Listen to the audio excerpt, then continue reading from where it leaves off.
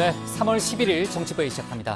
최 반장, 잠깐 좀 비켜줄래요? 저기 왜 좋아해요? 최 반장, 저기 아까 이제 광주법정에선 전두환 씨 재판 얘기를 저희가 그 장면을 봤는데요. 네. 재판은 지금 끝난 상태죠? 네, 이 전두환 씨가 광주에 가는 것만으로도 오늘 하루 종일 뭐 뉴스가 많이 네. 쏟아졌는데요. 재판은 조금 전에 끝났고요. 재판 법정을 나오기까지 아주 좀 우여곡절이 걸렸습니다. 네, 네. 지금은 서울로 이제 오고 있는 중인데 아마 네. 고속도로 위를 달리고 있지 않을까 싶습니다. 네, 좋습니다. 미안해요. 저기 괜찮습니다. 양원보 반장이 그 월화 이틀간 휴가를 가서요. 이윤석 기자가 이틀 동안 우리와 함께 하게 됐고 뭐 워낙 자주 와가지고 익숙하죠. 익숙한 얼굴입니다. 소개 넘어가죠.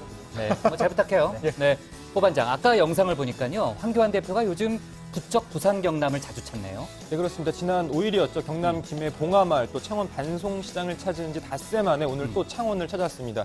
현장 최고위원회를 창원에 세운 건데요. PK 민심 얻기 총력전에 나선 모양새입니다. 네, 휴가 잘 갔다 왔죠? 예, 네. 우리 들어가서 얘기 좀 이어갑시다. 갑시다.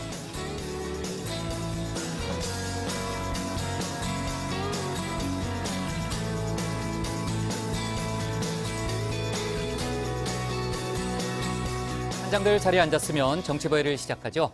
5.18 민주화운동 희생자의 명예를 훼손한 혐의, 정확한 혐의로는 이제 사자 명예훼손입니다만, 또 기소된 전두환 씨 재판이 오늘 오후 2시 반에 광주지법에서 열렸습니다. 전 씨는 오전 8시 반쯤 자택인 연희동을 출발해서요. 승용차편으로 광주로 이동했고요. 오후 12시 반쯤 법정에 도착했습니다.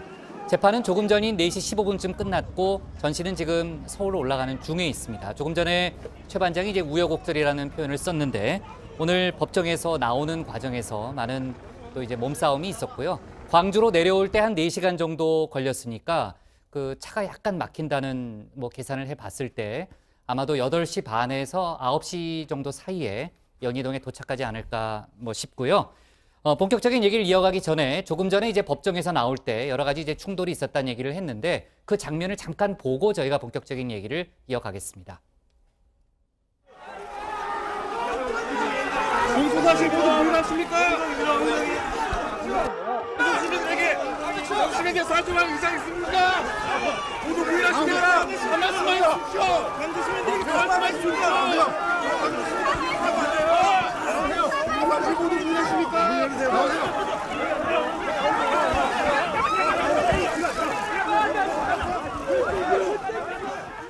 네, 조금 전 오후 4시 15분쯤 법정을 나서는 그런 모습이고요. 법원 앞에서도 한동안 차가 나가지 못하고 막혀 있었다는 얘기를 들었고 지금은 아마 호남 고속도로를 달리고 있는 것으로 알고 있습니다. 과연 전 씨가 지금 어디쯤 가고 있을지 저희 JTBC 취재 기자가 지금 이제 동행해 가면서 뒤를 따라가고 있거든요. 취재 기자를 전화로 연결해서 현재 상황 알아보겠습니다. 사회부 박준우 기자가 지금 연결돼 있는데요. 박 기자, 지금 현재는 어디쯤을 지나고 있나요? 네, 전 씨를 태운 차량은 광주 제2순환로를 지나서 4시 50분쯤 광주 톨게이트에 진입했습니다. 지금은 고창 담양 고속도로를 지나서 서해안 고속도로로 접어들었습니다. 광주로 올 때는 천안 논산 고속도로에서 호남 고속도로를 탔는데 복귀 경로로는 다른 길을 택한 겁니다. 현재 전 씨를 태운 차량은 시속 120km를 넘나들며 빠른 속도로 내달리고 있는데요. 지금 제가 타고 있는 차량도 약 140km 정도를 유지하고 있습니다. 광주로 내려올 때와 마찬가지로 경찰 경호 차량과 형사팀을 태운 승합 차량이 동행하고 있습니다. 오전엔 잠깐 탄천휴게소에 들러서 차에서 내렸다가 취재진이 몰려들자 곧바로 다시 탑승하기로 했는데요. 오후에도 휴게소에 들를지는 미지수입니다. 네, 그러니까 서울에서 광주로 내려올 때하고는 다른 루트를 택했군요. 지금 서해안 고속도로를 타고 올라가고 있다는 박준우 기자의 얘기가 있었고요. 140km로 또 쫓아가고 있다는 박 기자의 설명이 있었는데 아까 저희가 영상을 잠깐은 봤는데요. 재판 끝나고 꽤 늦게 나오지 않았습니까? 전 씨가요. 그 이유가 뭔가요? 네, 앞서 재판은 한 3시 45분쯤 끝났습니다. 이제 전 씨가 나가기 전부터 광주지법 정문과 후문, 쪽문 인근 도로에 경찰 수색명이 1m 간격으로 배치돼서 도로 통제에 나서는 등 긴장감이 감돌았습니다. 이 전두환 씨를 태운 에쿠스 차량은 오후 4시 반이 넘어서야 법원을 빠져나왔는데요. 그 4시 15분쯤에 차량에 탑승하긴 했지만 한동안 정문을 벗어나지 못한 겁니다. 시민들이 전 씨 차량 주변에서 전두환을 처단하라, 전두환은 사죄하라 등 목소리를 높였기 때문입니다. 결국 경찰이 길을 섰는데 이 시간이 한 15분 이상 걸렸습니다. 네. 자, 지금까지 전두환 씨 차량을 쫓아가고 있는 이제 사이버 박준우 기자 얘기를 들어봤고요. 특이 사항이 있다는 이제 보고가 들어오면요, 다시 한번 현장을 연결하도록 하겠습니다. 자, 오후 2시 반에 이제 광주지법에서 재판이 시작됐고 그 전 씨에 대한 재판은 1시간 20분 정도 걸려서 끝났습니다.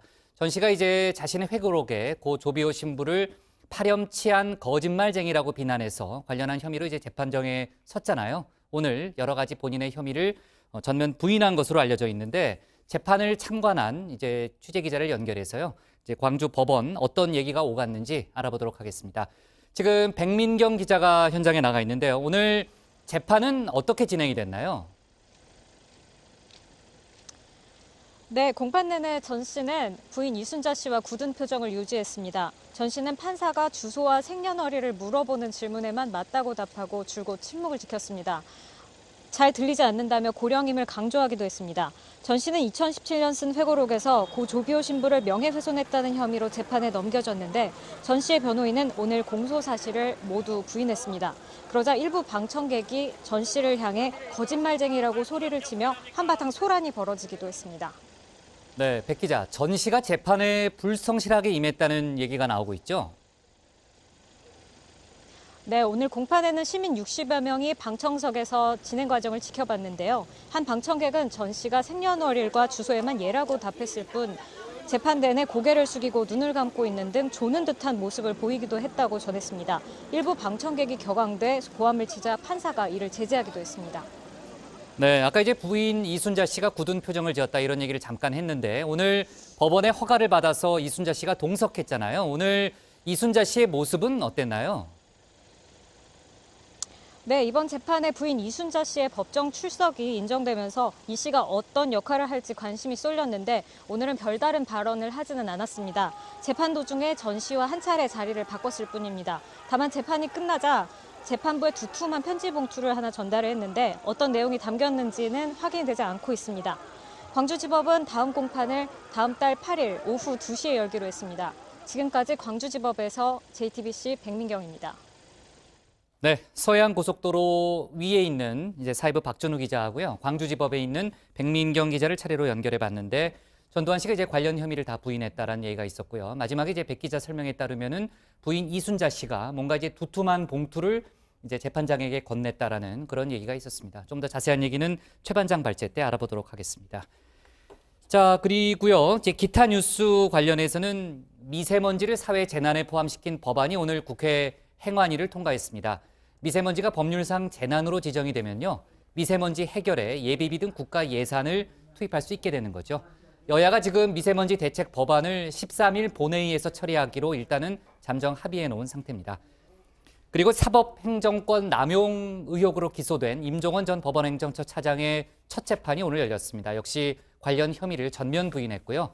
약 10분간 격정적으로 자신의 무죄를 강변했습니다. 그간의 각종 보도 관련해서는요. 미세먼지 얘기를 좀 하더라고요. 검찰발 미세먼지에 반사돼서 형성된 신기루일 뿐이다. 이런 표현을 썼습니다. 자, 오늘 정치부회의는요. 먼저 최 반장 발제를 들어보면서 5.18 광주민주화운동 39년 만에 피고인 신분으로 광주를 찾은 전두환 씨 얘기부터 해보고요. 5.18 망언 논란 징계가 속도를 내고 있지 않은 정치권 상황도 이어서 알아보겠습니다. 본격적으로 가동되기 시작한 3월 국회 상황, 또 각종 외교안보 속보도 짚어봅니다. 그럼 먼저 최종혁 반장의 발제부터 시작하겠습니다.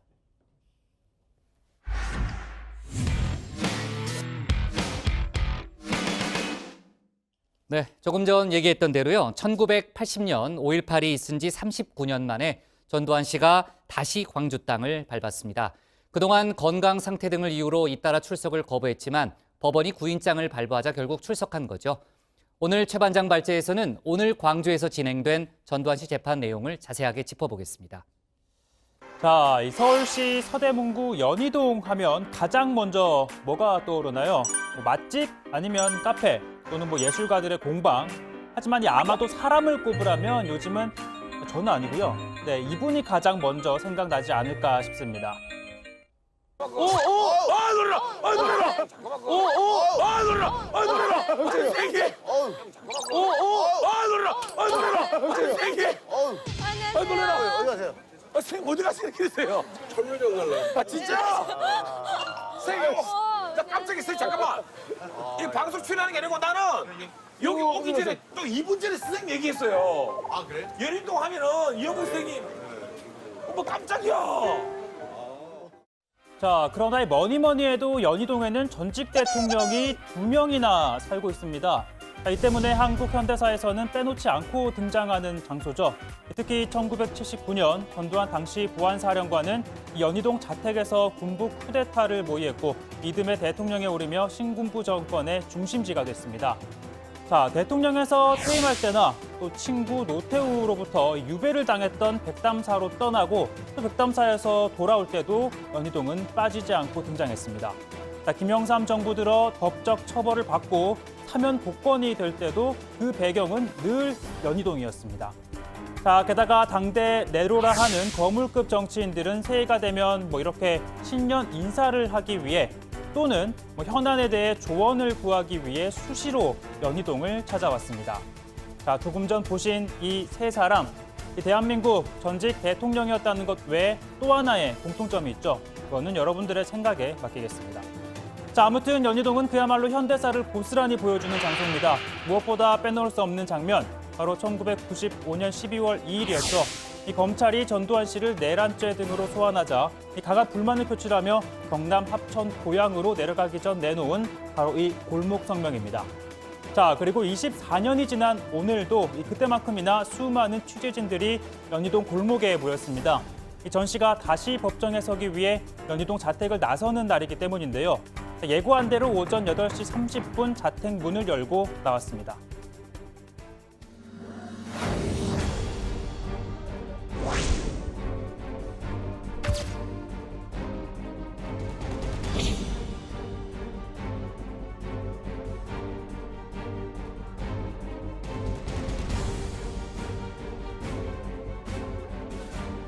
네, 곧바로 차량에 탑승을 했는데요. 24년 전 그때와 같은 골목 성명은 없었습니다. 자, 전 씨가 탄 차량이 출발하자 지지자들은 전 씨의 법정 출석을 반대한다며 광주에 가지 말라는 구호를 연달아 외쳤습니다.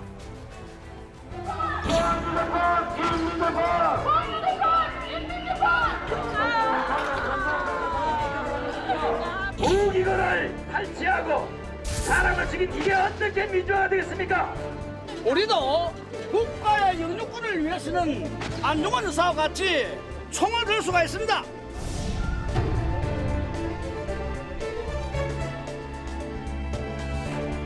자, 이렇게 자택을 출발해서 곧바로 고속도로에 오른 차량은요. 약 2시간 반가량을 달려 이 충남 공주 탄천휴게소에 잠시 멈춰섰습니다. 휴식을 취하려는 듯 전두환 이순자 씨가 차에서 내렸는데요. 아무래도 이들이 외부의 모습을 드러낼 거라고는 예상치 못했기 때문에 뒤따르던 취재진들도 허겁지겁 뛰었습니다.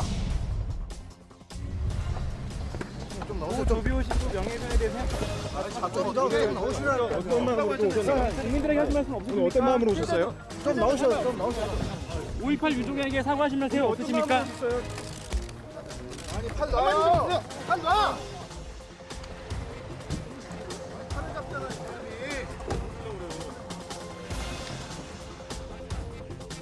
자, 보신 것처럼 취재진이 또 몰리자 곧바로 둘 다 다시 탑승을 했고 빠르게 휴게소를 떠났습니다. 저희 취재진도 곧바로 따라 붙었는데요. 자, 이때부터 시속 약 140km 이상으로 속도가 높아졌다고 합니다. 이어 약 1시간 반을 더 달린 뒤 오후 12시 반쯤 광주에 도착했습니다. 발포 명령 부인합니까? 예. 광주 시민들한테 사과할 생각 없으세요? 사과할 생각 없으십니까? 광주 시민들께 사과하실 생각 없으세요? 자, 이렇게 전 씨가 서울에서 광주까지 오는 데 걸린 시간은 정확히 4시간이었습니다. 그러나 정확하게 말하자면 197일이 걸렸죠. 당초 전 씨의 첫 재판은 지난해 8월 27일이었지만 알츠하이머를 이유로 출석하지 않았습니다. 그리고 올 1월 7일 2차 공판도 독감을 이유로 나오지 않았죠. 그 와중에 한겨울 강원도에서 골프 라운딩을 즐긴 사실이 드러나 알츠하이머 환자도 골프를 칠 수 있다는 소위 서프라이즈를 선보인 바 있습니다. 하루에 10번씩 양치질을 한다고 주장하는 전두환 씨가 골프를 쳤다는 것은 세계 의학계의 기적의 사례로 보고돼야 할 일입니다. 자, 그런 와중에 부인 이순자 씨는 또한 온라인 매체와의 인터뷰에서 내 남편은 민주주의의 아버지라는 주장을 펼치며 국민들의 공분은 더 커졌는데요. 자, 민주주의의 아버지, 어쨌든 부인이니까 한 말이겠거니 했지만 사실 전 씨 본인도 스스로를 그렇게 평가하고 있습니다. 제가 그 대통령을 7년 했습니다. 내가 이제 7년을 딱 하고 시범을 보이고 모범적으로 한번 하고 그다음 내 후임 대통령들은 5년씩만 해라. 나는 군인 출신이니까 민주주의도 군인식으로 할 위험성이 있는데 상홍일 장관 같은 분이 옆에 있어서 거의 미국식과 같은 민주주의를 했다. 자, 전 씨는 1995년 12월 내란과 내란 목적 살인, 뇌물죄 등으로 구속 기소가 돼 이듬해 1심에서 사형 선고를 받았죠. 그리고 23년 만인 오늘 다시 법정에 섰습니다. 역시나 5.18과 관련한 혐의인데요. 1980년 5월 광주에서 헬기 사격을 목격했다고 증언한 조비오 신부를 가면을 쓴 사탄이다. 파렴치한 거짓말쟁이라고 표현해 고인의 명예를 훼손한 혐의를 받고 있습니다. 자, 오늘 법정에서 전 씨는 헬기 사격은 없었고 명예훼손에 해당하지 않는다며 모든 혐의를 부인했습니다. 자, 오늘 발제 이렇게 정리하겠습니다. 피고인으로 광주간 전두환, 헬기 사격 없어 혐의 부인입니다. 네, 아까 전두환 씨 차량을 따라가고 있는 사회부 박준우 기자하고 연결을 한번 했잖아요. 그 전두환 씨가 이제 연희동에서 내려올 때는 경부고속도로를 타고 오다가 논산 지나서 호남고속도로로 갈아타서 광주로 왔어요. 그러니까 한 4시간 정도 걸렸는데 지금 올라갈 때는 다른 루트를 타고 있다는 거 아니겠습니까? 지금 저희가 보고 있는 장면이 이제 이 시각 서해안 고속도로의 모습이고요. 아까 박준우 기자 얘기로는 전두환 씨 차량이 약 시속 120km의 빠른 속도로 지금 달리고 있다라고 했잖아요. 근데 박준우 씨 차량이 140km 달리면 따라잡을 텐데 지나치는 거 아니에요? 아무튼 뭐 그런 상황이고 그 부안군 인근을 지금 지나고 있다라는 박준우 기자의 전언이 있었습니다. 아까 내려올 때는 아까 어디 휴게소에서 잠깐 들렀다고 그랬었는데 지금 올라갈 때도 휴게소에 들를지 여부는 확실치 않고요. 지금 저희가 보고 있는 거는 서해안 고속도로를 따라서 전두환 씨 차량이 올라가고 있는 모습을 저희가 보고 있고 저희 JTBC 취재 차량이 바로 그 뒤를 따라가고 있는 그런 상황입니다. 지금 제 옆으로 조그맣게 이제 이 시각 현재 모습이 바로 나오고 있는 그런 상황이고요. 자, 아까 이제 재판 얘기를 해봤는데 재판이 오후 2시 30분부터 시작을 해서 약 1시간 20분 정도 진행이 됐다는 거죠? 네, 맞습니다. 오늘 오후 2시 30분 광주지법 201호 형사대법정에서 형사 8단독 장동혁 부장판사 심리로 재판이 열렸습니다.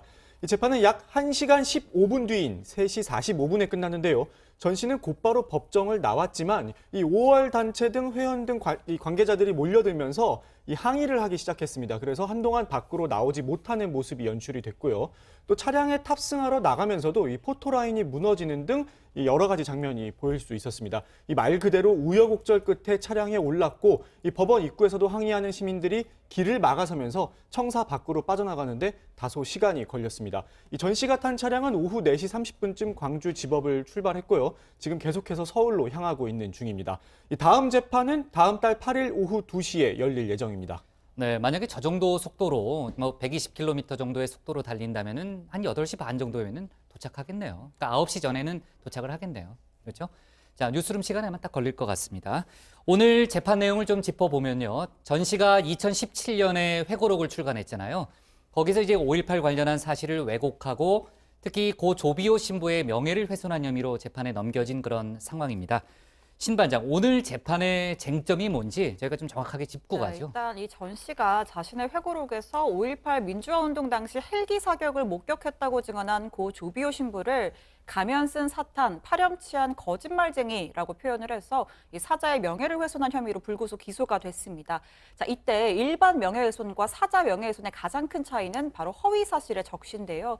일반 명예훼손은 이 사실, 허위사실 모두 명예훼손에 해당하지만 사자 명예훼손의 경우엔 허위사실의 경우에만 처벌이 가능합니다. 따라서 전 씨가 조비오 신부를 비난하는 근거가 된 이 헬기 사격이 실제 있었는지 없었는지를 확인하는 게 가장 중요하고요. 그 이후에 고인의 명예를 훼손했는지를 판단하게 됩니다. 네, 전 씨는 당시 헬기 사격이 없었다 이렇게 주장을 하고 있는데 사실 5.18에 대해서 처음 조사가 이뤄진 1995년도 검찰 조사에서는 이 부분이 충분히 이뤄지지 않았습니다. 조사가요. 자, 그런데 이번에 국방부 5.18 특조위가 조사한 바에 따르면 1980년 5월 21일과 5월 27일에 헬기 사격이 있었고 공군 전투기가 대기 중에 있었다. 또 이런 지금 조사 결과가 나왔고 또 회고록이 나오기 석 달 전 국가수에서 발표한 바에 의하면 전일 빌딩에 150개의 탄흔이 있는데 그게 헬기 사격 흔적이라는 감정 결과가 나왔습니다. 또 당시 목격자들도 헬기 사격이 있었다고 증언을 하고 있죠. 저희 JTBC도 당시 폭탄을 장착한 채 출격을 대기했다는 공군 조종사의 증언을 보도한 바 있습니다. 내 항공기에는 그 MK-82 500파운드 그걸 2발 장착하고 공대지 무장을 한다는 거는 어딘가를 직접 공격을 한다는 얘기예요. 화력 시범 훈련. 이때 이외에는 실무장을 전혀 하지 않죠. 광주로 출격한다는 것까지는 알고 있었어요. 그렇지만 광주에서 그렇게 시민들이 선량한 시민들이 그렇게 했다는 거는 전혀 모르고. 검찰은 당시 전두환 씨가 보안사령관으로서 사실상 지휘를 했고요. 또 군부를 장악하고 있었기 때문에 헬기 사격을 몰랐을 리 없다. 이런 취지에서 기소를 했잖아요. 오늘 전 씨의 입장은 전반적으로 어땠습니까, 최 반장? 네, 일단 검찰이 공소 사실을 좀 짚어보면요. 국가기록원 자료와 국방부 특별조사위원회 조사 결과 등을 토대로 군의 헬기 사격이 있었다는 객관적인 증거를 확보했다라면서 이 전 씨가 회고록에 허위 내용을 적시해서 이 조신부의 명예를 훼손했다라는 입장입니다. 하지만 이 전두환 씨 측은요, 과거 국가기관 기록 그리고 검찰 조사를 토대로 이 회고록을 쓴 것이기 때문에 헬기 사격설의 진실이 아직 확인이 된 것도 아니다라면서 이 공소 사실을 전면 부인하고 있습니다. 그러면서 전 씨 측은 이 헬기 사격을 했다면 사상자가 많았을 테고 또 시민들이 봤었을 것이라면서 혐의를 부인했는데요. 사실 이걸 봤다는 시민들의 증언은 나오고 있는 상황이잖아요. 자, 이와 함께 얄차 해머를 주장하고 있는 전 씨는 이 재판장이 피고인의 진술 거부권을 고지하는 과정에서 이 재판장님 말씀을 잘 알아듣지 못하겠습니다라면서 이 헤드셋을 쓰고 다시 한 번 더 진술 거부권을 고지받았고요. 전 씨는 부인 이순자 씨와 나란히 앉아 있었는데 한때 고개를 젖히고 조는 모습이 포착이 되기도 했다고 합니다. 아, 그래요? 자, 오늘 전두환 씨의 육성이 처음 잡힌 게 이거 왜 이래인가요? 이거 왜 이래였죠? 이거 왜 이래? 상당히 짜증 섞인 그런 이제 반응이었고요.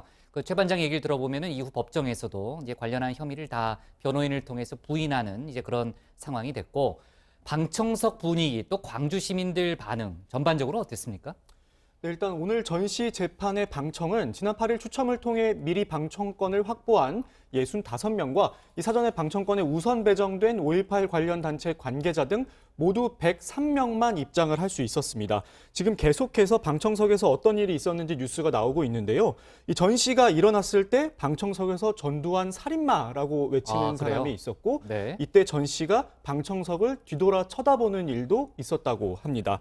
그리고 광주지법 바로 옆에 광주 동산초등학교라고 있습니다. 이곳 학생들이 이 전 씨가 도착하자 이 창밖을 쳐다보면서 이 물러나라 이런 구호를 지금 외치기도 잠깐요. 장면이 했습니다. 나오네요. 네. 네, 바로 저 장면입니다. 네. 네. 네. 소리도 들리네요. 네.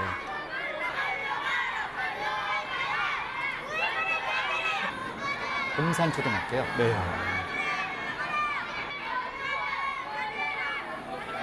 굉장히 많은 생각이 들게 하는 장면인 것 같습니다.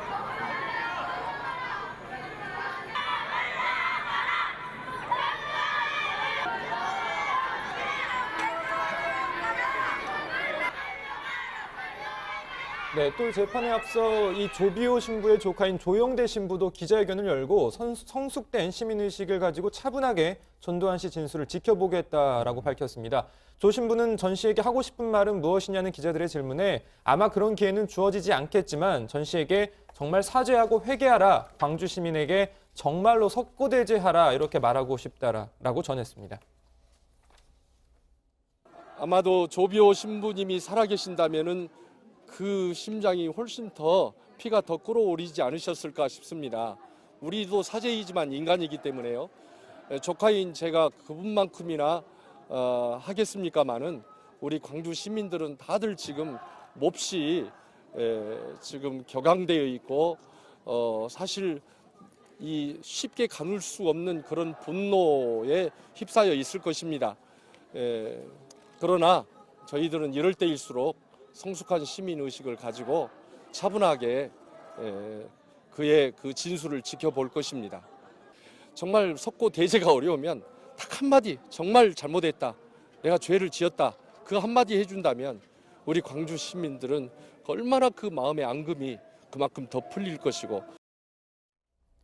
네, 지금 이제 조영대 신부가 그 잘못했다 한마디만 들었으면 좋겠다고 했지만 결국은 그 말은 듣지는 못했네요. 그렇죠? 자, 오늘 재판은 전두환 씨가 5.18 민주화 운동이 있은 지 39년 만에 직접 이제 광주를 찾는 이제 그런 상황이었기 때문에 많은 관심이 집중이 됐고요. 오전에 이제 자택에서 나설 때부터 또 광주 법원에 도착할 때까지 또 광주 법원에서 나와서 지금 서울로 올라갈 때까지 이제 취재진들의 취재 경쟁이 아주 뜨거운 그런 상황이었고 오늘 하루 전반적인 상황을 신반장이 정리를 해보죠. 네, 이른 아침부터 연희동 주택가의 취재진들로 북적였습니다. 이 전 씨 오전 8시 32분쯤에 자택을 나와서 곧바로 준비된 승용차에 이 부인 이순자 씨와 함께 탑승을 했고요. 경호 요원들도 동행을 했는데 오늘 전 씨가 이용한 에쿠스 차량 처남인 이창석 씨가 제공한 것으로 알려졌습니다. 서울을 나선 지 약 2시간 반 만에 이 충남 공주의 탄천휴게소에 들렀는데 전 씨 부부가 내렸다가 취재진이 모여들자 곧바로 다시 차에 오르는 모습이 포착이 되기도 했고요. 당초 이동 중에 점심을 먹고 오후 1시 반쯤 법원에 도착할 것으로 보였지만 예상보다 빠른 이 12시 반쯤에 도착을 했습니다. 네, 지금 저희가 휴게소 모습인 모양이네요. 네, 탄천 휴게소. 취재진도 예상을 못했던 동선이어서 급하게 내렸었는데 곧바로 다시 저렇게 또 차량을 타고 또 이동을 했고요. 그 광주지법에 도착을 해서는 당시 미리 취재진이 만들어 놓은 포토라인이 있었습니다. 예상대로 5.18과 관련한 사과 등 별다른 언급은 하지 않았고요. 취재진의 질문이 나왔지만 전 씨가 광주에 도착해서 처음 한 말은 아까 들으셨지만 바로 이거 왜 이래였는데요. 들어보시죠. 혐의를 인정하십니까? 발포 명령 부인합니까? 예래. 광주 시민들한테 사과할 생각 없으세요? 사과할 생각 없으십니까? 광주 시민들에게 사과하실 때가 없어요.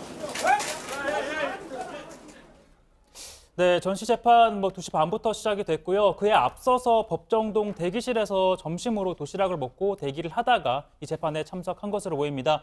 오늘 아무래도 건강 상태가 좀 제일 관심이었는데 이동하는 동안 부축을 받는다거나 특별히 몸이 불편한 모습은 보이지 않았고요. 저렇게 재판을 마치고 나올 때도 수많은 인파들에 휩싸여서 다소 또 위험한 상황이 연출이 되긴 했지만 무사히 차량에는 탑승까지는 했습니다. 다만 오늘 이 부인 이순자 씨가 함께 신뢰관계인 자격으로 법정에 섰는데요. 이 신뢰관계인으로 했다는 것만으로도 전 씨 건강 자체가 좀 좋지 않다는 점을 강조하기 위함으로 풀이가 됩니다. 네, 전 씨가 이제 5.18 이후 39년 만에 피고인 신분으로 광주를 찾았잖아요. 하지만 대통령이 당선된 이후에 광주에 몇 번 간 적은 있습니다. 그때도 이제 광주 학살 관련한 책임을 인정한 적은 없죠, 이 반장. 네, 맞습니다. 한 번도 없고요. 일단 전 씨는 1980년 5.18 민주화 운동을 강제로 진압하고 정권을 장악한 뒤에 1987년까지 이 대통령 신분으로 수차례 광주를 공식 방문했습니다.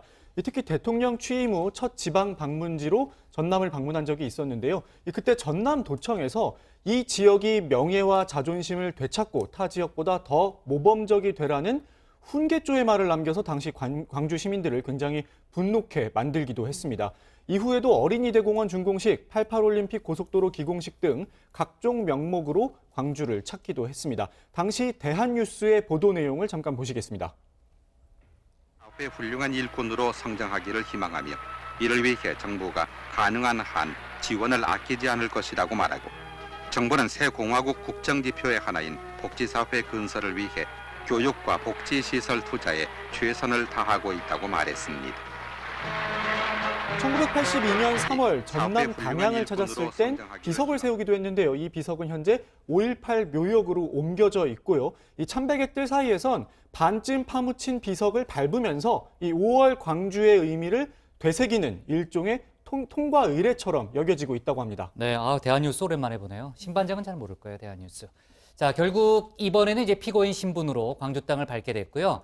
반장들도 잘 알겠지만은 전 씨가 24년 전에 내란죄 등으로 구속 기소돼서 처음 법정에 섰잖아요. 당시 1심 때는 사형까지 선고가 됐었죠. 그렇습니다. 지난 1993년 김영삼 정부 출범 이후에 전 씨는 이 12.12 사태와 또 5.18 광주 민주화운동 등 이 유혈 진압 등과 관련해서 내란과 내란 목적 살인 뇌물죄 등의 혐의로 1995년 12월 구속 기소됐습니다. 그리고 이듬해인 1심에서 사형을 선고받았고 항소심에서 무기징역으로 감형됐죠. 이후에 이 1997년 4월 대법원에서 확정 판결을 받았는데 8개월 뒤인 1997년 12월 당시 김대중 대통령 당선자의 요청에 따라서 국민 대화합 차원에서 사면 복권돼 석방이 됐습니다. 이후 전 씨가 고향을 방문한 자리에서 김대중 대통령에게 큰 은혜를 입었다 이런 말을 했다 뭐 이런 이야기도 있었습니다. 네. 자, 아까 얘기했던 대로 전두환 씨는 지금 오후 4시 50분쯤 광주 톨게이트에 진입을 해서요. 내려올 때하고는 다른 길로 가고 있습니다. 지금 서해안 고속도로를 통해서 올라가고 있고요. 지금 속도대로라면은 우리 시간이 아니죠. 오후 9시 조금 전에 아마 연희동 자택에 도착할 걸로 일단 예상이 됩니다. 자, 오늘 기사 제목은요. 이렇게 정리할게요. 39년 만에 광주 간 피고인 전두환으로 잡겠습니다. 다음은 이윤석 반장의 발제를 들어보겠습니다.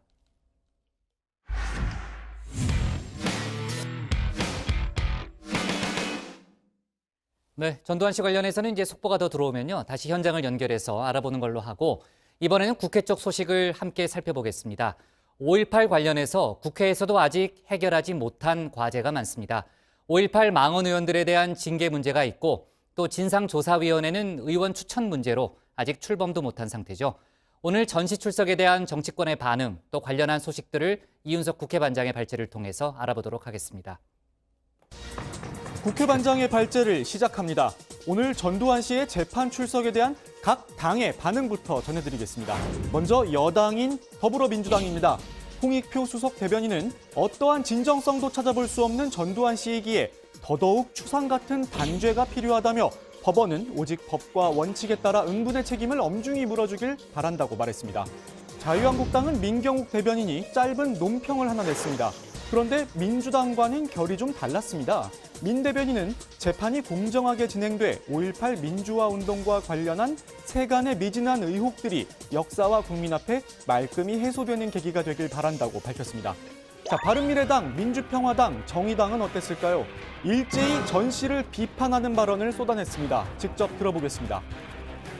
이번 광주법정 출석은 5.18 희생자와 광주 그리고 국민들 앞에 진심 어린 사과와 더불어 참여할 수 있는 마지막 기회입니다.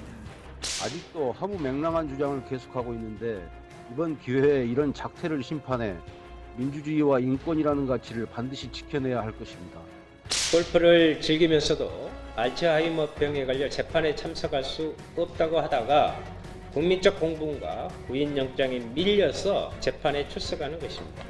잘못된 역사를 바로 세우는 유일한 방법은 철저한 진상규명과 엄격한 단죄뿐입니다. 5.18 민주화 운동 얘기가 나오면 또 빼놓을 수 없는 문제가 있습니다. 이른바 한국당 5.18 망원 3인방에 대한 징계 문제입니다. 문제의 발언이 나온 지 벌써 한 달이 넘었는데 아무런 소식이 전해지지 않고 있습니다. 한국당 황교안 대표는 절차에 따라 진행 중이란 말만 반복하고 있습니다. 바로 이렇게 말이죠. 규정에 따라서 절차를 진행하고 있다 이렇게 보시면 될 것 같습니다. 오늘 절차가 있으니까 조금 한번 기다려 보시죠. 그 문제에 관해서도 좀 면밀하게 그렇게 검토하고 있습니다. 절차에 따라서 그렇게 하고 있습니다. 절차에 따라 진행하는 건 당연한 것이겠죠. 정치권에선 황 대표가 계파 갈등을 우려해 소극적으로 대응하고 있는 것 아니냐 이런 분석도 나오고 있는데요. 관련해서 어제 썰전의 한 장면을 잠깐 보시겠습니다.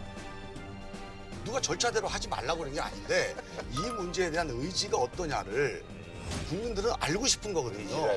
국민의 뜻에 어긋나지 않게 하겠다. 난 이 정도 워딩은 하셨어야 된다고 봐요. 이건 안 한다는 얘기가 아니잖아요. 한다는 데 방점이 돼 있는 거지. 시간이 이제 조금 더 걸린다 뿐인데 정치적으로 제가 조언을 한다면 그 절차를 빨리 당기는 게 좋다. 당내에선 소신 발언도 나오고 있습니다. 조경태 최고위원이 이런 말을 남겼습니다. 읍참마속이 필요하다는 겁니다. 다시 한번 보여드리겠습니다. 이 문제에 대해서 우리 당이 단호하게 조속하게 해결하지 않습니다. 그래서 이 부분에 대해서 우리가 읍참마속하는 마음으로 이 문제를 빨리 처리해야 된다 그 말씀을 드리겠습니다. 해결해야 할 문제가 또 있습니다. 진작 출범했어야 할 5.18 진상조사위원회가 아직 첫걸음도 떼지 못한 상태입니다. 자유한국당이 조사위원 재추천 불가 입장을 고집하고 있기 때문입니다. 앞서 지난달 문재인 대통령은 한국당 몫의 진상조사위원 3명 가운데 2명에 대해서 임명 불가, 그러니까 재추천을 요청했습니다. 자유한국당 후보 가운데 권태호, 이동욱 후보는 법에 규정되어 있는 자격 요건을 충족하지 못하였기에 후보 재추천을 요청한 것입니다. 여기서 잠깐, 혹시 이런 생각하시는 분들이 있을지도 모르겠습니다. 오래전에 있었던 일인데 아직도 진상규명을 해야 할 게 남아있나? 이런 생각 말입니다. 네, 아직 많이 남아있습니다. 제가 직접 여러 차례 광주에 가서 피해자분들을 인터뷰한 적이 있습니다. 그 내용을 직접 들어보겠습니다. 내가 처음 맞기 전에 헬리콥터가 떠 있었어. 떠 있어서 내가 뭔 헬리콥터가 또 뜨지? 그 말 떨어지기가 바쁘게 사람들이 겁나게 많았어. 거기다가 갈겨버린 거야. 근데 뭐랄까 콩 튀는 소리 따따따따따 하면서 대금으로 아무 관계없이 임산부들이나 모든 사람들을 찌르고 총 뒤판으로 머리를 쳐서 머리가 함몰되고 또 선봉에 서는 사람들을 조죽해서 쓰러뜨리고 쓰러진 사람을 구하려고 다시 가면 그 사람들을 다시 조준해서 살상하는 자식들 다 때려치고 있어. 그렇게 해놓고 우리 아들은 국민학교 1학년짜리 이창현이가 그때 죽었어요. 정상으로 딱 나와 있어요. 세상 이런 분할권이 어디가 있냐고. 계엄군 헬기 사격, 민간인 집단 학살 등 여전히 밝혀야 할 진실이 많습니다. 시간이 더 흐르기 전에 하루빨리 조사에 들어가야 하는 겁니다. 5.18 단체들은 한국당이 다시 추천을 하든가 아니면 아예 추천권을 넘기라고 말합니다. 어떤 내용인지 직접 들어봤습니다. 추천할 의사가 없거나 사람이 없으면 넘기는 게 낫죠. 다른 적극적 의지를 갖추고 있는 여야 정당이 있으니까 넘겨서 신속하게 처리되도록 하는 게 맞겠고요. 그것도 마음에 안 들면 차라리 5.18 기념재단 등 우리 사회에 어떤 전문성을 띠고 있는 시민사회 단체나 전문 단체에게 의뢰를 해도 저는 좋다고 봅니다. 마지막으로 조 상임이사는 이런 말을 남겼습니다. 한 인간으로서 전두환 씨가 진심으로 사죄하는 말 한마디만 한다면 역사는 달라질 수 있다고 말입니다. 이 반장의 오늘 발제 여기까지입니다. 네, 이 반장의 오늘 발제 여기까지입니다. 자, 여전히 갈 길이 멀고요. 정치권 얘기 조금 더 해보고 그다음에 다른 주제로 넘어가겠습니다. 오늘 5.18 진상조사위 구성 관련해서요. 김관영 바른미래당 원내대표가 법률 개정안을 하나 새로 냈다고 그러는데 진상조사위 구성 요건을 완화하는 내용이라면서요? 네, 맞습니다. 이 개정안에는요, 법 시행 6개월이 지난 후에도 5.18 진상조사위가 구성되지 못할 경우에 위원회 정원의 3분의 2에 해당하는 위원만 선임이 돼도 위원회를 구성할 수 있도록 한다는 내용의 부칙이 새로 신설됐습니다. 이 현행법에는 위원회 구성과 관련해서 이 총원을 9명으로 구성한다는 조항만 있어서 일부 의원이 선임되지 못할 경우에 위원회를 만들 수가 없는 한계가 있었는데 이걸 보완한 거고요. 쉽게 좀 말씀을 드리면 한국당이 지금처럼 위원 재추천을 거부하더라도 위원회가 출범할 수 있도록 바꾸는 법입니다. 이렇게 보시면 될 것 같고 김관영 원내대표 이 빠른 진상규명을 위해 위원회 구성 조건 일부를 완화할 필요가 있었다라고 설명을 했습니다. 네, 5.18 관련 소식은 여기까지 하도록 하고요. 지난 주말이 박근혜 전 대통령이 탄핵된 지 딱 2년이 되는 날이었잖아요. 전반적인 이제 상황이 아니라 이제 집회 상황을 보니까요. 태극기 부대는 아직도 탄핵에 불복하는 그런 시위를 하더라고요. 네, 그렇습니다. 아시다시피 바로 어제가 탄핵 2년이 되는 날이었습니다. 어제 이 서울역 광장에서는 박근혜 전 대통령의 석방을 요구하는 집회가 열렸는데요. 집회 참가자들은 만장일치로 탄핵을 결정한 재판관들을 탄핵 팔적이라고 주장하면서 탄핵을 부정하는 목소리를 외쳤습니다. 현재 영상으로 보고 계신 바로 저 장면인데 검정색 근조 리본도 등장을 했고 탄핵 무효, 즉각 석방 이런 구호도 계속 들을 수 있었습니다. 어제 집회에는 경찰 추산 3천여 명이 참석했다고 합니다. 네, 그리고 현역 국회의원이 연사로 나서기도 했는데요. 가장 먼저 떠오르는 인물이죠. 조원진 대한애국당 대표. 박근혜 대통령 탄핵은 거짓 탄핵이다, 불법 탄핵이다, 그리고 사기 탄핵이라고 주장하면서 이 탄핵을 도저히 받아들일 수 없다라고 주장했습니다. 바로 옆에 그리고 보시면 자유한국당 홍문정 의원도 함께 있는데요. 보이네요. 네. 마찬가지로 연단에 올라가서 이 조원진 대표와 애국 시민들에게 감사하다라는 박근혜 전 대통령의 옥중 전언을 공개하기도 했습니다. 이렇게 뭐 현역 국회의원들이 국회와 헌법재판소를 거쳐서 그것도 헌법재판관들의 만장일치로 결정이 됐던 탄핵에 대해 이렇게 불복하는 목소리를 반복해서 하는 것에 대한 비판의 목소리는 뭐 끊이질 않고 있습니다. 네, 관련해서 이제 여당 쪽에서는 충격이다 이런 논평을 내기도 했는데 어제 이제 각 그 탄핵 2주년을 맞아가지고 각 당이 또 추가 논평을 낸 게 있잖아요. 이 반장, 어떤 내용들이 줄을 이뤘나요? 네, 일제히 관련 메시지가 쏟아졌습니다. 먼저 민주당 홍익표 수석 대변인은 모든 권력은 국민으로부터 나온다는 헌법적 가치를 다시 확인하고 대한민국의 성숙한 민주주의를 전 세계에 알리는 계기가 됐다고 강조했는데요. 그러면서도 국정농단 사건 재판이 여전히 진행 중인데 박 전 대통령은 재판을 전면 보이콧하고 있다면서 자유한국당은 최근 전당대회를 거치며 탄핵을 부정하더니 급기야 형이 확정되지도 않은 박 전 대통령에 대해 사면을 운운하고 있다고 비판하기도 했습니다. 민주평화당과 정의당 역시 비슷한 취지의 논평을 내놨습니다. 반면 바른미래당은 탄핵의 의미를 강조하면서도 좀 다른 메시지를 내놨는데요. 바른미래당 자체 분석 결과 문재인 정부 1년 10개월 동안 공공기관 임원에 임명된 낙하산 캠코더 인사가 434명에 달한다면서 한쪽에선 탄핵 부정 세력이 활개를 치고 또 한쪽에선 슈퍼 내로남불이 활개를 친다라고 주장을 했습니다. 참고로 자유한국당은 아무런 공식 입장을 내놓지 않았습니다. 네. 자, 이번에는 법원 검찰 쪽 뉴스도 좀 알아볼게요. 사법농단에 연루된 의혹을 받고 있는 임종원 전 법원행정처 차장의 첫 재판이 오늘 열렸습니다. 검찰의 공소 내용을 정면 부인했다면서요? 그렇습니다. 오늘 서울중앙지법에서 임종원 전 차장에 대한 첫 공판이 열렸습니다. 지난해 11월 재판에 넘겨진 지 117일 만인데요. 임 전 차장은 발언권을 신청해서 10분가량 자신의 입장을 밝혔습니다. 임 전 차장은 공소장은 켜켜이 쌓여있는 검찰발 미세먼지로 형성된 신기루라고 주장을 했는데요.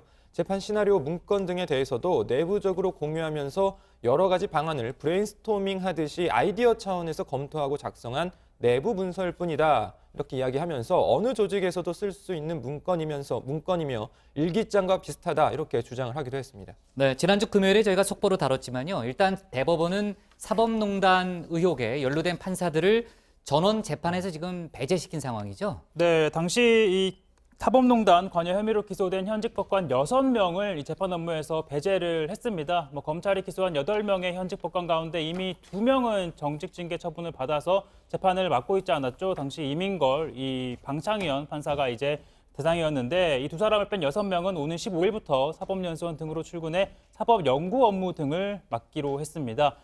피고인 신분이 된 재판장이 재판 업무를 계속할 경우에는 재판에 대한 신뢰가 더 떨어질 수 있다는 우려를 차단하겠다는 취지고요. 이 대법원은 동시에 검찰이 대법원에 비위 사실을 통보한 법관 66명 그리고 참고 자료를 보낸 10명까지 더하면 76명이 이제 그 대상인데 징계 검토에 돌입을 했고요. 일각에 따르면 시효가 지나고 나서 남은 징계 대상자는 이 가운데 한 35명 정도밖에 되지 않는다라는 분석도 있습니다. 네. 앞서 저희가 살펴봤지만요. 전두환 씨가 이제 광주 민주화 운동 39년 만에 피고인 신분으로 법정에 섰고요. 오늘 사과는 없었습니다. 관련해서 정치권에서 지금 많은 얘기들이 오가고 있는 그런 상황이고요. 아마 내일도 정치권에서 이 관련한 얘기가 또 많이 오갈 거예요. 반장들이 잘 체크해 주고요. 오늘 기사 제목은 정치권 반응으로 잡겠습니다. 한국당 뺀 여야 4당 전두환의 죄 물어야로 제목을 정하겠습니다. 다음은 신혜원 반장의 발제를 들어보겠습니다.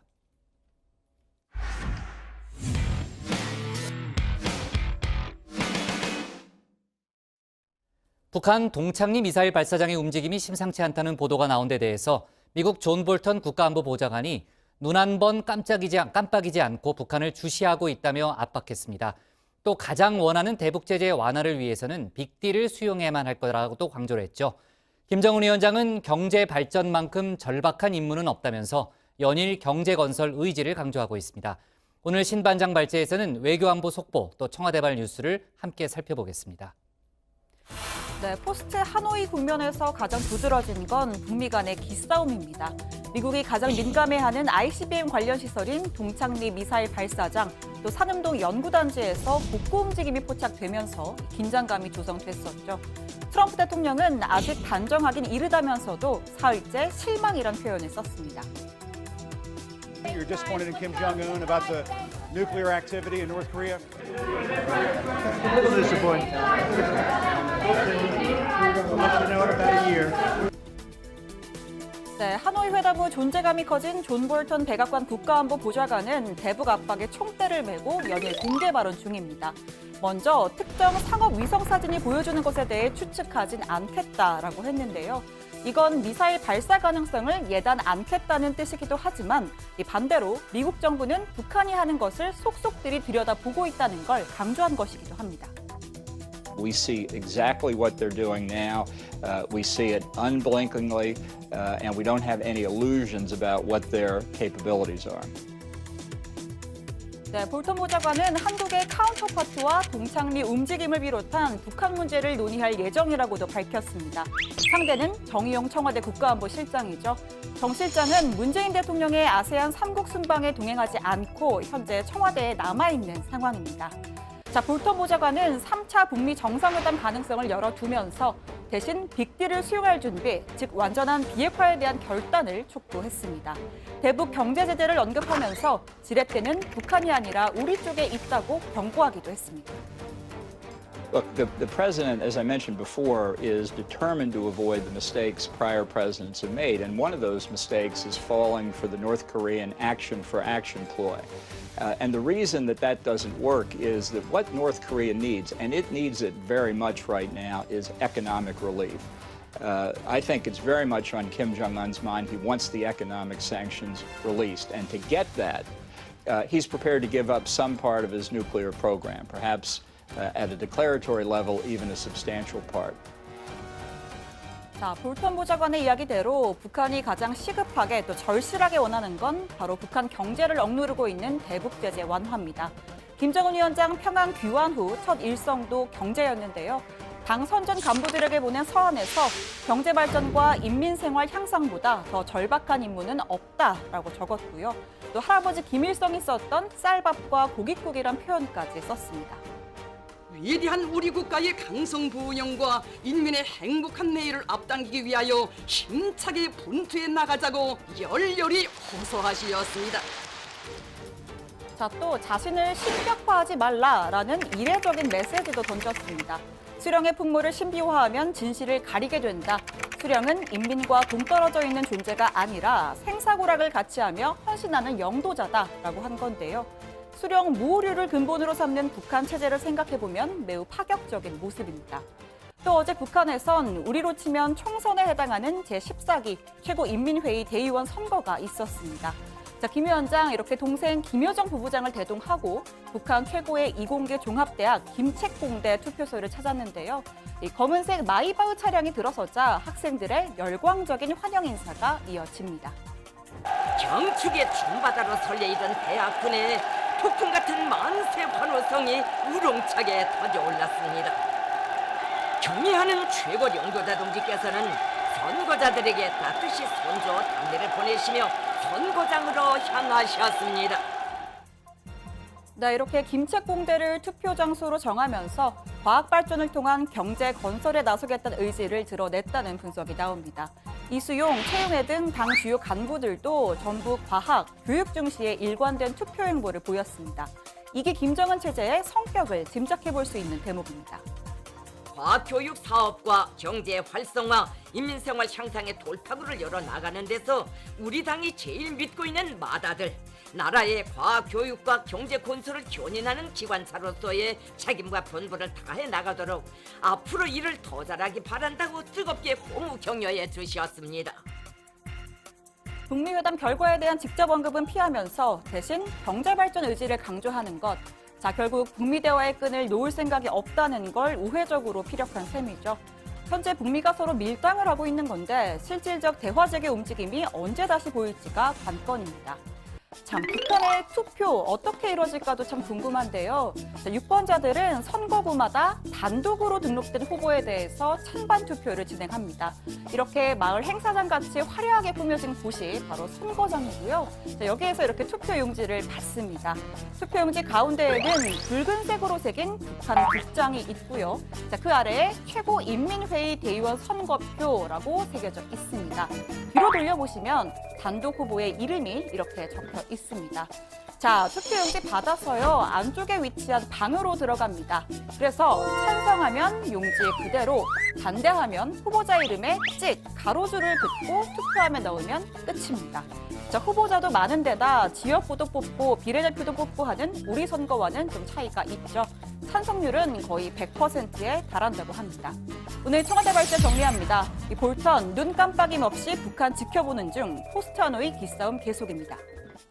네, 지난주에도 저희가 많이 얘기했지만요. 존 볼턴 국가안보보좌관의 발언이 정말 일단 발언 수위도 높아졌지만은 말이 많아졌어요. 그러니까 발언 양이 일단 많아진 그런 상황이고 전면에 나서서 북한을 압박하고 때로는 이제 뭐 긍정적인 메시지 던지지만 이제 그런 역할을 담당하고 있습니다. 상대적으로 이제 폼페이오 장관의 발언이 좀 약간 줄었다 이런 느낌이 좀 드는데 오늘 이제 북한의 동창리 미사일 발사장 관련해서요. 지금 이제 가장 뜨거운 이슈인데 존 볼턴 보좌관이 속속들이 미국이 다 들여다보고 있다. 이런 취지의 발언을 했죠.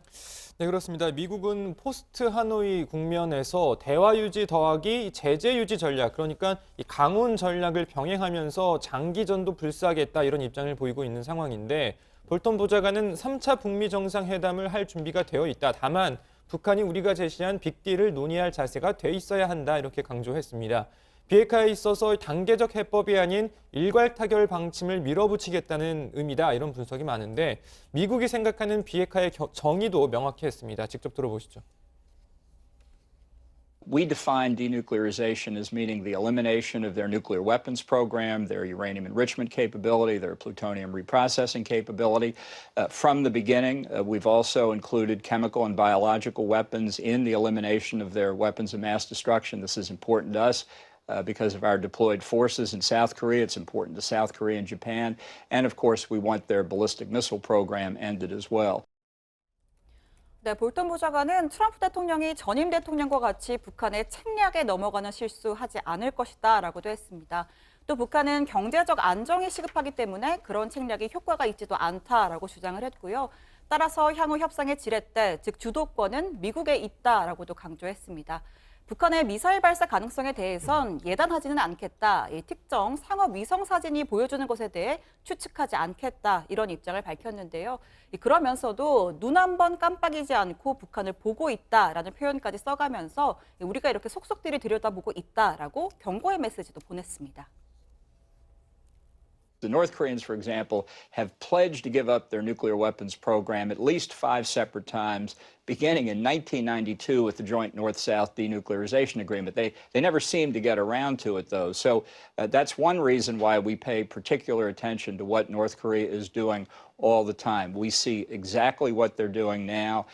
We see it unblinkingly, and we don't have any illusions about what their capabilities are. 네, 상당히 냉정한 표현을 썼네요. 지금 2차 정상회담 이후에 김정은 위원장의 첫 번째 메시지가 공개가 됐잖아요. 경제 발전에 총력을 기울이겠다라는 내용이었고요.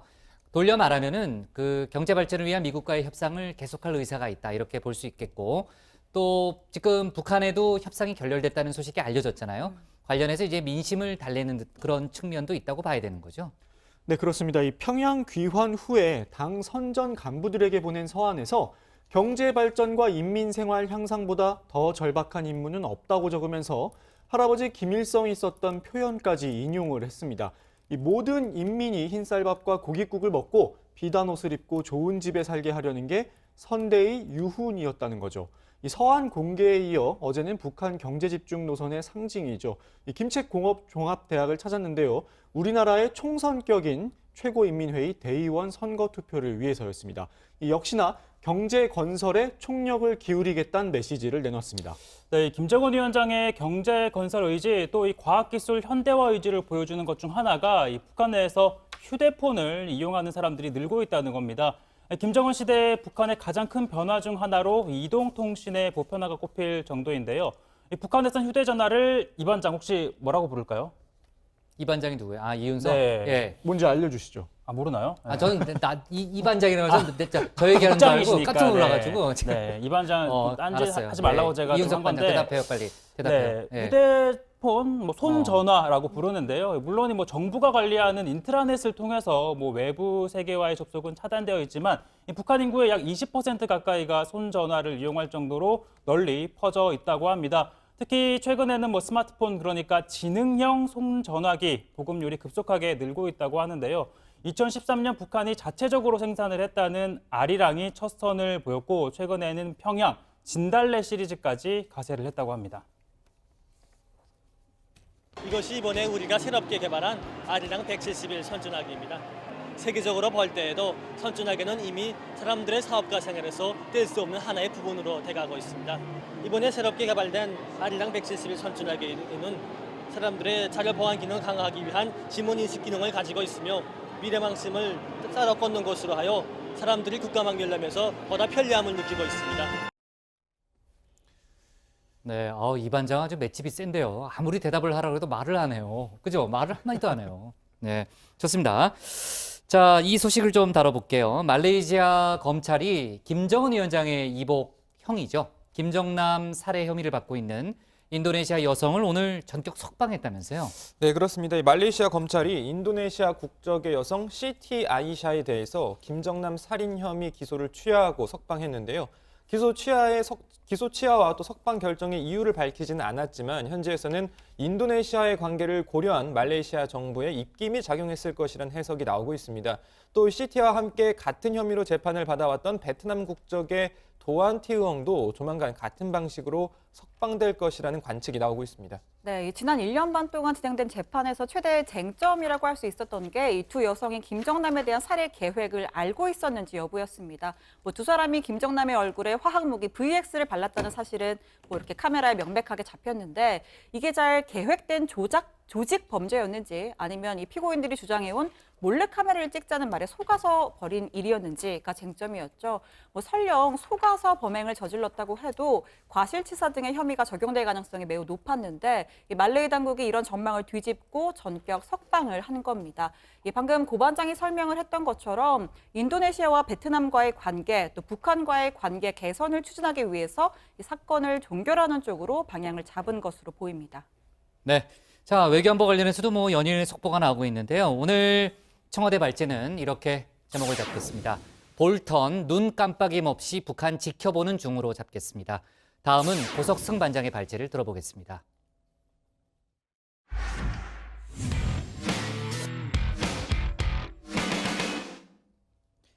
지난주 개회식을 가졌던 3월 임시국회가 오늘부터 본격적으로 가동됐습니다. 홍영표 민주당 원내대표를 시작으로 원내 교섭단체 대표 연설이 오늘부터 사흘간 이어지게 됐죠. 당장 국회는 열었지만 갈등의 불씨는 여전한 상황입니다. 무엇보다 선거제 개편을 둘러싸고 여야 갈등이 더 심화되는 분위기죠. 오늘 고 반장 발제에서는 국회 상황을 자세하게 짚어보겠습니다. 네, 한 해의 시작은 1월이지만 그래도 새 학기, 새 학년, 새 부서 3월이 돼야 비로소 뭔가 새롭게 시작하는 또 새 출발하는 느낌이 듭니다. 봄의 시작이기도 하고요.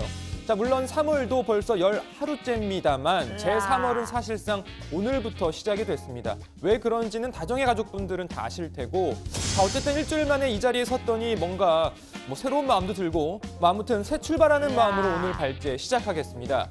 자, 그런데 오늘 저 말고 또 새로 출발하는 곳이 있습니다. 바로 여기 국회입니다.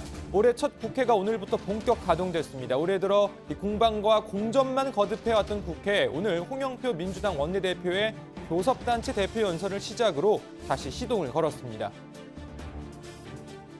어제까지 우리는 각자 작은 원을 그렸습니다. 그 속에 나를 가두고 나와 다른 상대방을 밖으로 밀어냈습니다. 이제 우리는 더 큰 원을 그려야 합니다. 나와 내 편이 아닌 모두를 포용하는 통합의 원을 그려나갑시다. 자, 홍영표 원내대표의 오늘 교섭단체 대표 연설 소식은 들어가서 더 전해드리겠습니다. 참고로 내일은 자유한국당, 모레는 또 바른미래당의 교섭단체 대표 연설이 예정돼 있습니다. 자, 이렇게 문은 열었는데 사실 불안합니다. 선거제 개편부터 이른바 개혁입법, 또 그에 따른 패스트트랙 공방, 거기에 곧 있을 인사청문회까지 갈등의 불씨가 그대로입니다. 하나하나 살펴보죠. 자, 우선 여야 입장 차이가 가장 크게 벌어져 있는 건 선거제 개혁 문제입니다. 아시다시피 여야 4당, 그러니까 민주당, 바른미래당, 민주평화당, 정의당은 선거제 개편안을 패스트트랙으로 지정하겠다는 뜻을 밝혔습니다. 그런데 여기에 한국당이 반대 입장을 분명히 한 겁니다. 아예 새로운 선거제 개편안을 들고 나왔습니다. 현재의 대통령제라면 오히려 의원 정수를 국민들의 요구에 따라서 의원 정수를 10% 감축하자는 것이 저희의 안입니다. 의원 정수 10% 감축하는 것은 실질적으로 내 손으로 뽑을 수 없는 비례대표 국회의원을 폐지하고 자, 그러니까 한마디로 정리하면 비례대표제 아예 없애자, 국회의원 정수도 10% 축소하자 이겁니다. 그동안 한국당을 제외한 다른 여야 4당이 논의해왔던 방안과 사실상 정반대의 내용인 거죠. 여야 4당은 황당하다는 입장입니다. 특히 그동안 선거제 개혁을 강력하게 주장해왔던 야 3당, 오늘 오전 조찬 모임을 갖고 대응 방안을 논의하기도 했는데요. 조찬 이후 각 당 회의에서 한국당을 향한 비판의 목소리가 이어졌습니다. 선거제도 개혁안이 아니라 개혁을 회방놓기 위한 속임수에 지나지 않음을 우리는 잘 알고 있습니다. 정치를 혐오하는 국민의 마음을 교묘히 이용한 포퓰리즘일 뿐입니다. 약속 파기 행위를 덮으려는 속임수에 지나지 않습니다. 헌법에 대한 무지입니다. 헌법 41조 3항 비례대표제에 대한 사항은 법률로 정한다. 헌법 사항입니다. 비례대표제는요. 네, 이정미 정의당 대표는 나경원 한국당 원내대표가 비례대표 출신임을 강조하면서 한국당의 선거제 개혁안을 비판했습니다. 나경원 대표 스스로가 비례대표로 국회에 입성해서 지금의 입지를 다진 장본인입니다. 자신이 타고 올라온 사다리를 걷어차고 여성과 사회적 약자, 그리고 국민들에게 꼭 필요한 전문인들의 정치 진입을 봉쇄하자는 것은 무슨 놀부심보입니까? 야 3당은 선거제 개혁안을 포함한 개혁 입법안을 일괄적으로 패스트트랙 처리하자는 민주당의 제안을 사실상 받아들이기로 했습니다. 이로써 민주당과 야 3당의 선거제 개혁 공조 성사될 분위기입니다. 한국당은 의원 총 사퇴까지 거론하면서 반발하고 있죠. 사실상 선거법을 패스트트랙으로 태우겠다는 것은 우리 대한민국 역사에서 있어서는 안 될 일입니다. 이것은 의회 민주주의를 정면으로 부정하는 일이라고 생각을 합니다. 이 부분에 대해서 이 선거제 개혁을 일방적으로 하겠다는 의지를 표시한 것 같아서 아쉽게 생각합니다. 네, 또 다른 갈등의 불씨, 각종 법안에 대한 여야 의견 차입니다. 일단 수개월째 논의만 계속되고 있는 이른바 유치원 3법, 여야 간의 이견이 좁혀지지 않고 있습니다. 고위공직자 비리수사처 공수처법도 마찬가지죠. 자, 그리고 곧 시작될 장관급 후보자 인사청문회에서도 여야 공방이 예상됩니다. 국회 관련 각종 소식은 들어가서 전해드리고요. 오랜만에 글로벌 TMI 시간 잠깐 갖겠습니다. 자, 오늘은 TMI 소식이라고 하긴 좀 그렇고 안타까운 사고 소식 전해드리려고 합니다. 자, 우리 시간으로 어제 낮 에티오피아 아디스아바바에서 케냐 나이로비로 가던 에티오피아 항공 여객기가 이륙 6분 만에 추락하는 사고가 발생했습니다. 안타깝게도 승객과 승무원 전원이 사망한 것으로 파악되고 있습니다. ለሕዝብ ይፋ የሚደረግ ሲሆን እስካሁን በደረሰን መረጃ በስፍራውም ተገኝተን ለማየት ሞከርነው በሕይወት የተረፈ ሰው ያለ አይመስልም። 자, 사고가 발생한 직후 세계 각국은 이 추모 또 메시지와 함께 추락한 여객기의 기종에도 주목하고 있습니다. 해당 여객기는 보잉사의 737 맥스 8이라는 기종입니다. 문제는 이 기종이 지난해 10월에도 인도네시아에서 추락해서 189명의 사망자를 냈다는 겁니다. 출시된 지 얼마 되지 않은 신기종이 잇따라 추락 사고를 내자 기종 자체에 결함이 있는 게 아니냐는 논란이 이어지고 있습니다. 두 사고 모두 이륙한 지 얼마 되지 않아 추락했다는 공통점까지 갖고 있습니다. 에티오피아 항공 측은 이륙 직후부터 조종사가 비행에 어려움을 겪었다고 밝혔습니다. It had difficulties and it was lost from radar. It was disappeared. And I just came from the site where the accident took place. 자, 이 보잉사의 737 맥스 시리즈 얼마 전 이 트럼프 대통령의 베트남 방문 당시에 베트남 항공사가 구매하기로 했던 기종이기도 합니다. 해당 기종을 보유하고 있는 각국 항공사와 정부 긴급 점검에 나섰습니다. 중국은 아예 해당 기종의 운항을 어제부터 잠정 중단시켰습니다. 그럼 우리나라는 어떨까요? 현재 우리나라에는 해당 기종 여객기 2대가 들어와 있는데요. 국토교통부는 해당 기종을 운영 중인 항공사에 감독관을 보내서 긴급 안전 점검에 나섰습니다. 자, 이번 사고 원인 규명이 신속하게 이루어져서 이런 비극적인 사고가 다시는 발생하지 않았으면 합니다. 오늘 발제는 이렇게 정리합니다. 국회 오늘부터 본격 가동, 갈등 불씨는 여전. 네, 조금 전에 이제 글로벌 TMI에서요. 이제 우리나라에 지금 이제 기종 2대가 들어와 있다고 얘기했잖아요. 이제 국토부가 긴급 점검에 나섰고 지금 그 제주항공이 50대를 들여오기로 이미 계약을 마친 상태고요. 대한항공도 수십 대를 들여오려고 지금 준비를 하고 있는 상황이라고 하니까요. 국토부의 긴급 점검 내용을 저희가 좀 지켜봐야 될 것 같고요. 자, 오늘부터 국회가 본격 가동이 됐습니다. 그래서 문희상 의장이 겸사겸사해서요. 오늘 여야 원내대표들과 오찬을 함께 했는데 이 반장 어떤 얘기가 오갔다고 들었습니까? 네, 아무래도 가장 큰 관심이 모아지고 있었던 선거제 개혁 문제가 주로 논의가 됐습니다. 일단 여야 4당은 선거제 개혁 단일 최종안을 최대한 빠른 시일 안에 도출하기로 의견을 모았습니다. 당장 21대 총선부터 새로운 선거제도를 적용하려면 이달 15일까지는 최종안이 나와야 패스트트랙에 올릴 수 있고 그렇기 때문에 다음 총선에 이제 적용을 된다 이런 얘기인 건데요. 현재 여야 4당이 선거제 개혁의 큰 틀은 어느 정도 의견을 같이 하고 있는 만큼 이번 주 안에는 좀 강론을 다듬어서 최종안이 나오지 않을까 이런 얘기가 나오고 있습니다. 이 여야 4당은 또 선거제 개혁안과 함께 패스트트랙에 올릴 이른바 개혁 입법안에 대해서도 논의를 했습니다. 이 반장, 근데 오늘 오찬회동에요. 자유한국당 나경원 원내대표는 오지 않았다면서요? 네, 불참했는데요. 나경원 원내대표는 이 오후에 있었던 경남 창원에서의 현장 최고위원회의 때문에 불참했다고 합니다. 아, 그렇군요. 자, 오늘 홍영표 원내대표의 교섭단체 대표 연설을 들어보니까요. 개혁 입법 처리를 주장하는데 많은 부분을 할애했더라고요. 네, 이 홍영표 원내대표 취임 후 첫 번째 교섭단체 대표 연설이었는데요. 여야가 20대 국회에서 반드시 처리해야 할 법안으로 선거제 개혁과 함께 각종 개혁 법안을 언급했습니다.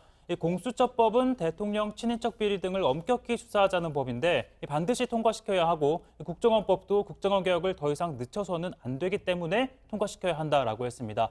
또 지난 50년간 검찰과 경찰이 첨예하게 맞서다가 문재인 정부 들어 처음으로 합의한 검경 수사권 조정 문제도 신속하게 처리해야 한다라고 강조했는데요. 직접 한번 들어보시죠. 국민들은 일하는 국회를 명령하고 있습니다. 촛불혁명을 통해 정의롭고 공정한 민주주의를 외쳤습니다. 그래서 20대 국회에서 여야가 반드시 처리해야 할 과제가 있습니다. 공수처법은 대통령 친인척과 국회의원, 고위 공직자들의 비리를 수사하는 것입니다. 국민의 80%가 찬성하고 있습니다. 그런데 15년째 국회에 발이 묶여 있습니다. 대통령 친인척 비리 등을 엄격히 수사하자는 법인데 통과시켜야 하지 않겠습니까? 네, 홍영표 원내대표의 조금 전 연설에 대해서요. 한국당 나경원 원내대표는 최 반장 약간 박한 평가를 내놨더라고요. 네, 나 원내대표 오늘 홍 원내대표의 연설에 대해서 민심과 거리가 있다라고 밝혔는데요. 직접 한번 들어보시죠. 우리가 또 같이 공감할 부분도 있지만 실질적으로 민심과는 좀 거리가 먼 부분이 아니었나 이런 좀 아쉬움이 있습니다. 특히 경제 분야라든지 안보 분야에 있어서 국민의 인식과는 차이가 많이 있었다고 생각을 합니다. 네, 선거 이야기 좀 해볼게요. 4.3 재보선이 이제 한 달도 안 남았잖아요. 여야 모두 후보를 확정 짓고 지금 선거운동이 본격적으로 나선 그런 상황인 거죠? 네, 그렇습니다. 이번 재보선 두 곳에서 이루어지죠. 경남, 통영, 고성, 창원, 성산 이렇게 두 지역구입니다. 규모는 크지 않지만 내년 총선 최대 격전지가 될 걸로 보이는 이 PK 지역 민심의 향방 예측할 수 있다는 측면에서 여야 모두 승리를 다짐하고 있고요. 또 총선을 앞두고 기선 제압을 하는 차원에서라도 승리가 모두 필요한 상황입니다. 자유한국당은 오늘 창원에서 현장 최고위원회를 갖기도 했고요. 이 자리에서 황교안 대표, 대통령이 신경 써야 하는 곳은 개성공단이 아니라 창원공단이다 라면서 문재인 정부 비판에 주력했습니다. 민주당은 이미 지난달 창원에서 현장 최고위원 회의를 열고 이 당 지도부가 총 출동한 바가 있습니다. 창원 성산은 지난 총선에서 고 노회찬 전 의원이 당선됐던 곳이고요. 민주노동당 시절까지 포함하면은 정의당이 지난 선거에서 내리 이겨왔던 곳이잖아요. 이번에도 단일화 변수가 최대 이슈라고 봐야 되는 거죠? 네, 그렇습니다. 이 지역에서 민주당은 정의당과의 단일화 등을 이유로 근래 이 선거에서 후보를 내지 않아 왔습니다. 사실 그동안 정의당 후보가 이 지역에서 당선된 데에는 후보 단일화 효과도 무시할 수 없다는 분석이 많습니다. 이번에도 후보 단일화가 핵심 변수인데요. 현재 민주당, 한국당, 정의당, 바른미래당, 여기에 또 민중당까지 5개 당이 후보를 낸 상황입니다. 현재 민주당과 정의당, 민중당 세 후보 간의 단일화를 놓고 이런저런 의견이 나오고 있는 상황인데요. 바른미래당 등 보수 야권은 이들의 후보 단일화 움직임을 비판하고 나섰습니다. 손학규 바른미래당 대표는 지난 8일 기자들과 만나서 이제는 선거에서 이기기 위한 단일화는 없어져야 한다 이렇게 주장하기도 했습니다. 네, 내년 총선 얘기 잠깐만 해볼게요. 양정철 전 청와대 비서관이 민주연구원장직을 수락했잖아요. 관련한 게 이제 내년 총선 체제로 민주당이 전환한 거다 이런 분석이 많이 나오네요. 네, 뭐 총선이 아직 1년 넘게 남기도 했고 또 당장 이번 선거제 개혁 논의에 따라서 룰이 어떻게 달라질지도 모르는 상황이라서 뭐 살짝 이른 감이 없긴 하지만요. 이번 양 전 비서관의 복귀를 놓고 민주당이 총선 총력 체제를 만들고 있다라는 분석이 나옵니다. 뭐 지난주에 있었던 청와대 개각도 영향이 있을 거고요. 또 양 전 비서관의 민주연구원이 이 총선 전략과 정책 등을 집중 수립하는 이 사실상의 총선 전략본부로 운영될 가능성이 크다는 겁니다. 양 전 비서관은 지난 대선 과정에서도 보수 언론과 비문진영 의원들을 설득하고 또 새로운 인사를 영입하는 핵심 역할을 맡은 바 있습니다. 네, 양정철 전 비서관의 행보를 좀 지켜보죠. 자, 총선 관련 소식은 앞으로 더 다뤄볼 기회가 많을 겁니다. 오늘 기사 제목은요, 이렇게 잡을게요. 3월 국회 가동, 선거제 패스트트랙 충돌로 잡겠습니다.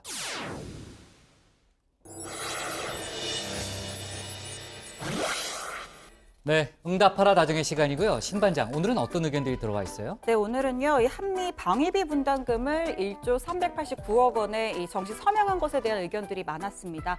다정의 가족 퓨처송님, 이 주한미군은 미국의 국익을 위한 측면도 많은데 왜 자꾸 올려줘야 하나?라고 하셨고요. 이괴롱님, 미국이 2조 내라고 한들 우리가 안 된다고 할 수 있냐?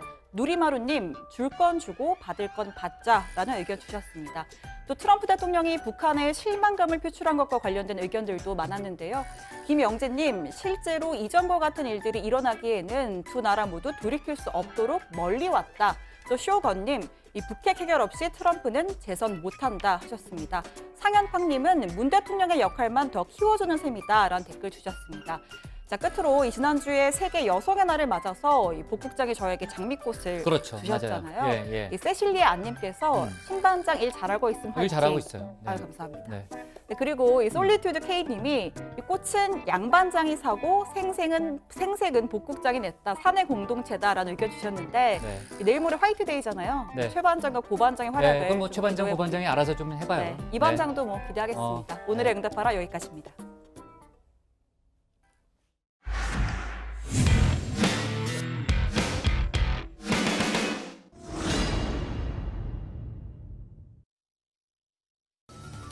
안녕하세요. 톡쏘는 정치의 강정입니다. 폭행, 마약, 탈세, 성폭행, 경찰 유착 의혹 등 정말 온갖 의혹의 진원지로 꼽히는 클럽 버닝썬.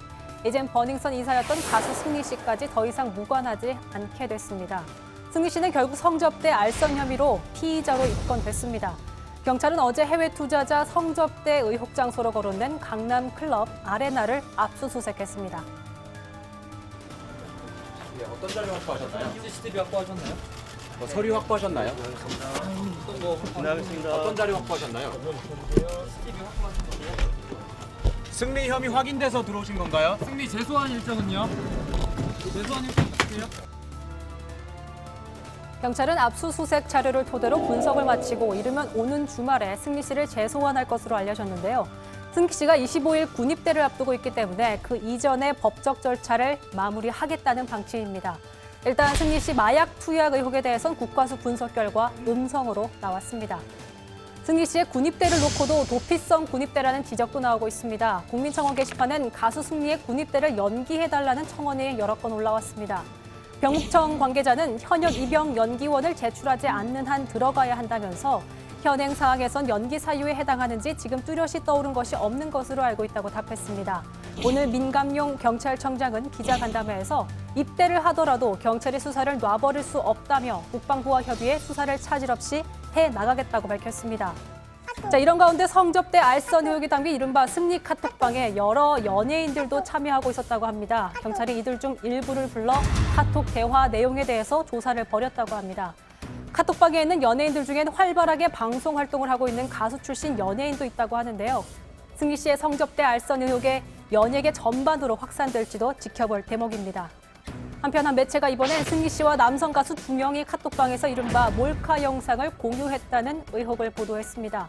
보도에 따르면 2016년 1월 승리 씨의 지인 김모 씨가 불법 영상과 사진을 올렸고 승리 씨와 가수 2명, 유리홀딩스 대표, 유모 대표 등 모두 8명이 해당 영상과 사진을 봤다고 합니다. 경찰도 해당 카톡 내용을 확보하고 조만간 관련 인물을 추가 조사할 방침이라고 합니다.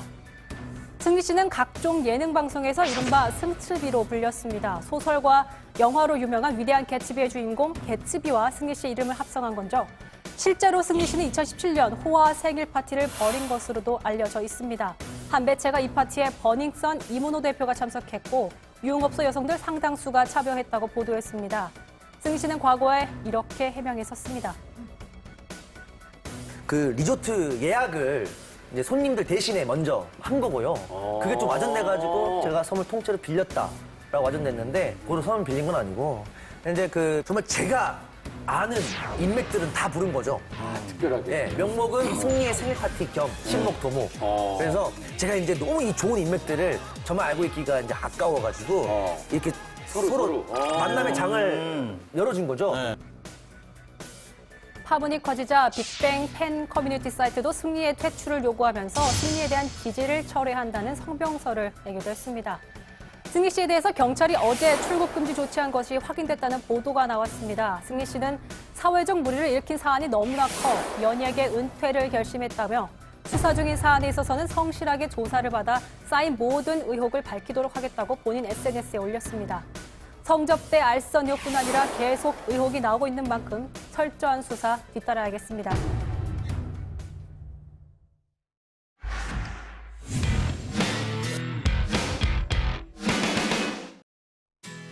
네, 미리 보는 내일 복국장의 60초 프리뷰 시작합니다. 3월 국회가 본격적으로 문을 열면서요. 아까 홍영표 민주당 원내대표의 교섭단체 대표 연설을 봤죠. 내일은 자유한국당 나경원 원내대표가 나섭니다.